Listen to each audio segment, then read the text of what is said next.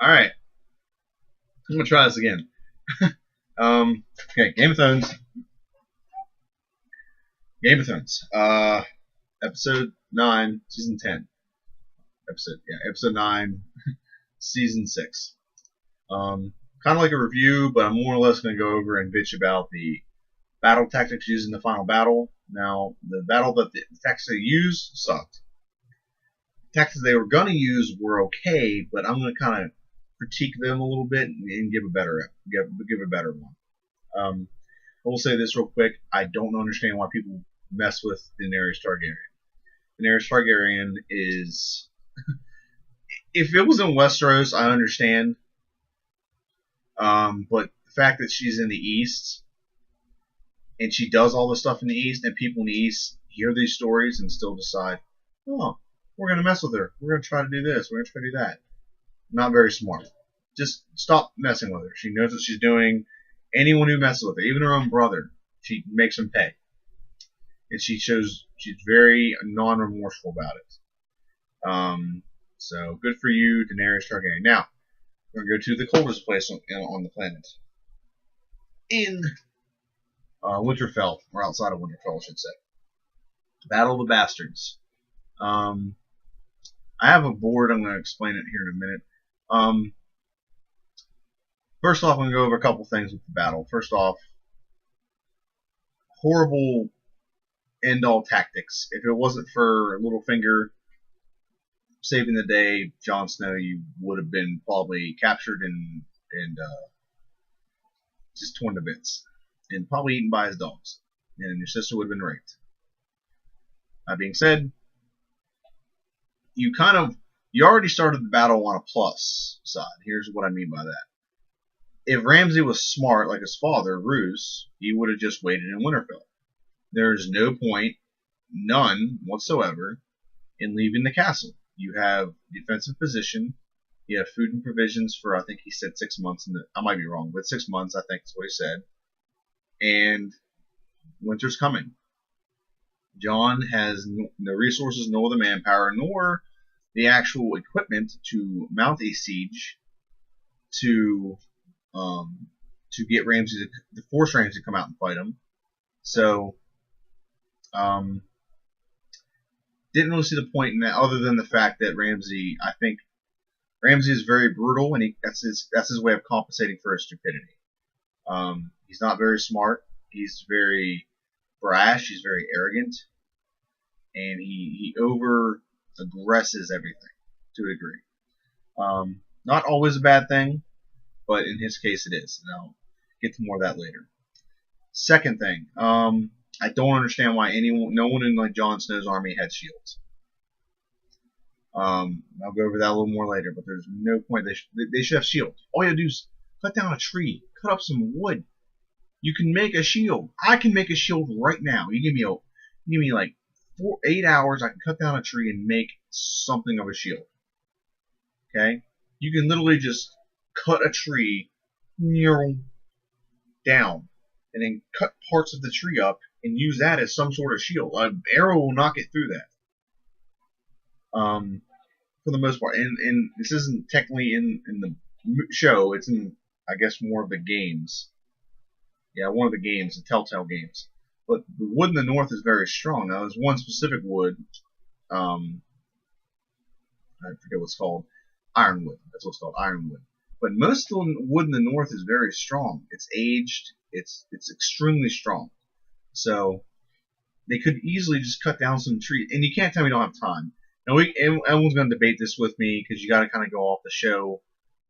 I think there's from the time they got the pink letter and they started, quote, building the army, I'm going to say it was about a time of 2 to 4 weeks between that and then the battle. The reason why I say that it's that long is because you have Theon leaving Sansa, getting all the way to the Iron Islands, leaving the Iron Islands, going all the way to Daenerys Targaryen. You have Littlefinger, who went from the Vale all the way north, back to the Vale, well, back to his army, wherever that was.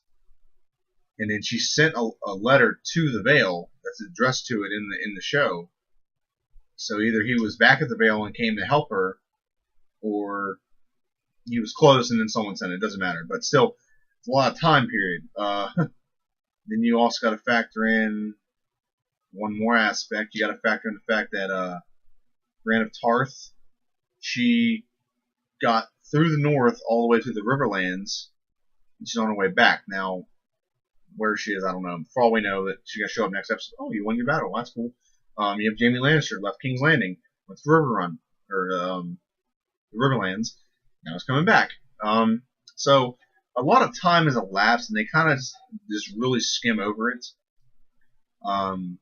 It's not a big deal to me, personally. I like it, because they used to, do like a whole episode of them on a ship or something, and that would just eat up time, which, they're kind of regretting that now, because the show is kind of lingering on, and, they need some filler. That way you can fill up the next 2 seasons. But anyway, so you have time to make shields.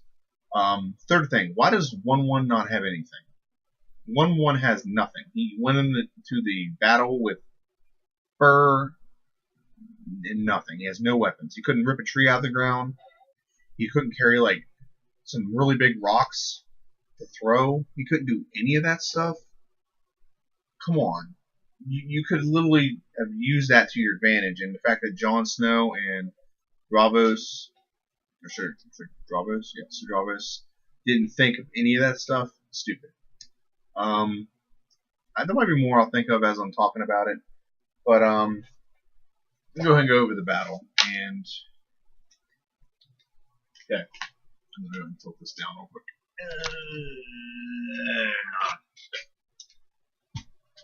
Okay. What would be nice if this was inverted, but that's how I drew it, so I'm sticking with it. The basic tactic to start the battle was this. They drew trenches to stop cavalry charges at the flanks. Okay, on both sides. Okay. First off, let me get the numbers. They're outnumbered. 6,000 to, I would say it's about 3,000, maybe 2,800, 2,500. So 6,000 to 3,000. Way more cavalry. So they're outmanned on the cavalry part. You have less infantry. Okay. Less archers. Lesser armor. And I'll mention the shields again. Actually, they probably have no armor. None at all. They have cloth. They might not have much armor either, but it's still going to be better than what they are. Organized fighting squad with a tactic. None. Shields. None. Probably not better archers. I mean, how much more effective can an arrow be? But, which I'm sure someone can probably debate that with me. Shoot, my bad. Way more archers here, and then more cavalry. Okay? And you have a more cohesive unit here that's fought together. They fight with one tactic in mind, basically. Okay? As opposed to Jon Snow, he has some guys that are from houses in the north, but for the most part, he just has wildlings. The cavalry, I would say cavalry is primarily from the north, or from houses, so they're probably pretty accurate. And archers probably mixes. I'm surprised that he didn't get. I need to get this out of my way real quick.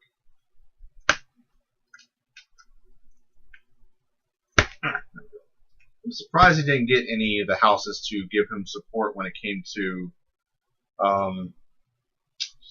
armor and shields and stuff. Which I'm sure he's going to start building shields with the insignia of the House Stark on it.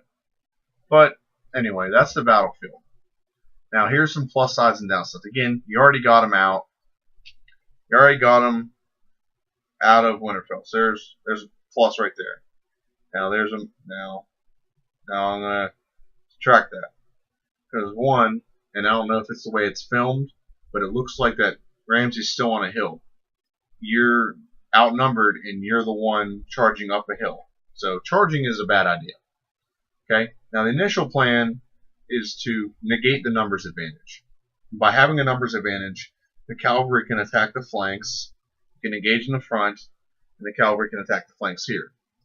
These are made to negate that and funnel them in here. The downside to that is, there's a couple downsides. Let's say the cavalry charges in. What are you going to meet them with? You don't have spears, so you're going to meet them with your cavalry. So you're going to have a cavalry on cavalry. They're more experienced. They're better. Okay? Let's say they charge in. They don't meet with cavalry. They charge in. They charge into the archers. The archers turn and run. Now all you're going to do is march your archers up closer, and you're going to shoot and pick these guys off until they whittle down or charge you out of desperation. 3. The cavalry and archers don't get involved, and then you just bring your pikemen, your spear guys with freaking shields up, and you march them straight in. It still helps them though, because you're creating a one front that the spear wall it benefits from. Does that make sense? So you're not negating their advantage. You're still playing into their hands. They still have the advantage here.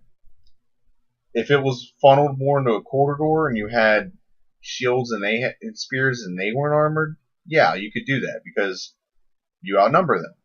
Or they outnumber you, but you have the better equipment for the terrain you're fighting on.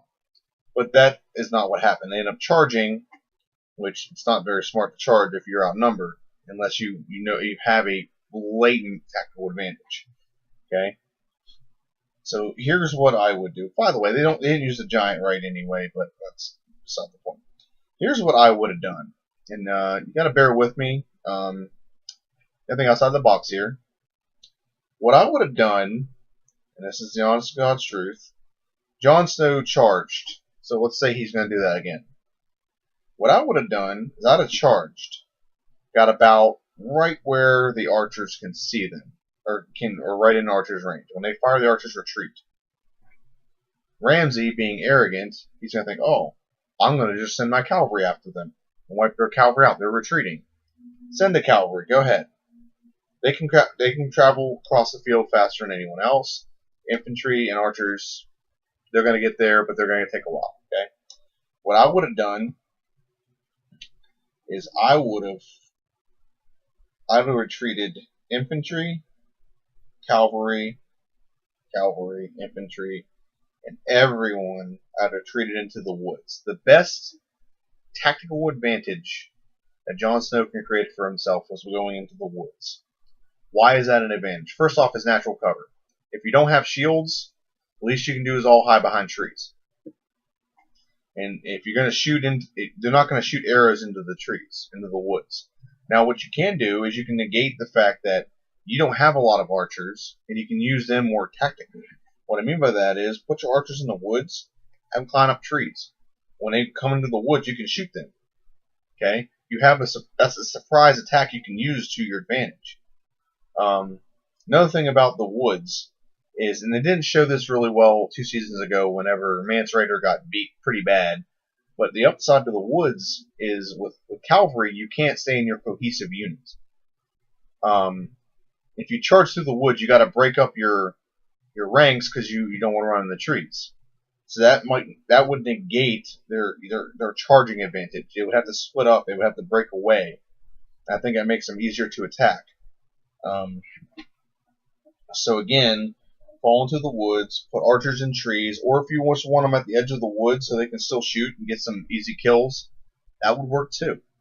But when you send them into the woods, you're negating their basically, you call it whatever you want, the bulldozing effect, where they just kind of run over the opponents. Considering a bulk of your infantry is infantry, you have to protect them somehow, and they don't have long-ass shields. So that's the first thing I would do. And it takes away all 3 of his tactical advantages. It takes away, yeah, he's charging downhill. Doesn't matter. You get in the woods, doesn't matter if you're charging. It's going to break up your charge because guys got to separate to get through the trees. You're not going to just run over the trees. You got to separate. So it takes away one tactical advantage, and that's the charge. Second, it takes away the cavalry numbers advantage. Once you get in the trees, you're basically fighting one-on-one battles. You're not fighting on an open field where you can overwhelm somebody. So there's 2 advantages there. Okay? 3, you're negating the archers. They have a lot more archers, so you're negating the archer advantage because you're in the woods and they can't shoot you. Now, granted, you are kind of taking out your own archer advantage, But you're in the woods. You can see when they come in. It's a lot harder for them to charge in the woods and find you. So I'm going to put that down as another advantage. You're negating their archer advantage. They have to come fight you man to man. Now, the third advantage, which was crucial in that battle because there was no way to counter it on Jon Snow's part until a bunch of horsemen from the Vale showed up, or knights from the Vale, is the way that these guys, the infantry, fight is it's a shield wall. You can't march a shield wall into the woods. You can't. How are you going to march? You can't march them through trees. You have to break them up. They could probably still be in smaller units. Another question is, can they do that? But they can be in smaller units and move together, kind of like Romans did with like legionnaires and centurions and stuff. Excuse me. But that'll break up their shield wall. Okay, and that might make it more of a one-on-one battle. If you look, not everyone had a shield. Okay, you had a guy with a shield and holding a spear, and then you had guys behind him holding shields. Oh, holding spears. I'm sorry. So not everyone had a shield. This would completely negate their shield wall advantage they have, and it would break it up. And now you have an advantage of fighting one-on-one. And because this is a sneak attack, Ramsay's not. And plus, I had also done this. I would have hid the giant in there. I'd have hid the giants all the way back here as something you just throw in as like a sneak attack. I would not have played that card right away. Okay, again, give them some stuff to do, but as soon as they charge in, let's say they find a patch where they can actually form up a shield wall, then he emerges from behind some big tree or he's hiding somewhere and breaks it up. Okay, that's how you win this battle. Okay, again, you fall back into the woods. Okay, and the reason why I suggest this battle is, first off, in Game of Thrones, and I've learned this, if you fight or live by rules, you're going to lose for the most part. Now it's okay to have rules, but if you have rules and you think you're going to stay to those rules, most characters in that show die because they live by some sort of code. Most characters that don't live by code live longer. Peter Baelish really doesn't have a code. He's all about himself. He doesn't have like some code of honor that he always stands by, so to speak. So that's why he lives so long. Tyrion, he has a code to an extent. Daenerys doesn't have a code. A lot of characters with code. Jon Snow had a code and a way he wanted to live, rules in which he lived by, and it actually got him killed. Almost got him killed again, but actually got him killed. So, yeah, just fall back in the woods. Use the terrain to your advantage. You can negate their charge. You can negate a lot of. You can spread them out. You have an ability, because they can't see your numbers here. You have an ability to spread them out. Spread them maybe way too thin. You know the woods. You know where your guys are hiding. You know how to use your archers to your advantage. Put them in the trees. That's my personal opinion on that. But that's what I personally would have done. Now, what is the goal of the battle? Is the battle to fight to the death until you're the last man standing of everyone and maybe one person survives? Or do you want maximum survival? Maximum survival. Plus, this battle would have lasted longer. You'd have lost less men. Knights of the Vale would have shown up. And then you have a full encirclement. Because you'd have all these guys charging in. And then you have the Knights of the Vale that can fully finish off a surrounding. Because you have your men in here. And they can finish off some kind of surrounding here. Plus, it wasn't what Ramsay expected. And that is why I think this is the best tactic. I think you'd have lost a lot less men. You'd have lost a lot less men. It'd have been less of a bloody battle, which I know it's a show, so obviously I'm just looking at the tactics around the battle. Okay. For anyone who doesn't know, C's, A's, and I's: cavalry, archers, infantry. And there's G for giants. That's upside down. Because I'm looking at it upside down. But I thought he played his hand way too soon. I wouldn't let him see how much men we have. I wouldn't let him see the fact that his men are unarmored. I would let him see the fact that his men have no actual shields. there's a lot of things that you just I don't know. I think John has played by rules for way too long, and that's what I don't understand. So that is my video. I hope you actually like it. If you have any opinions on that, just let me know. I'm just saying that's what I would have done. Now, obviously, it's a show, and I understand they got to get characters that die, they have to expand the battle, they have to make it more interesting to watch. I'm just saying, tactically, how do you not see that? You have the tree, use the trees to your advantage. But I'm heading out. Like and subscribe. I make a lot of videos. See ya.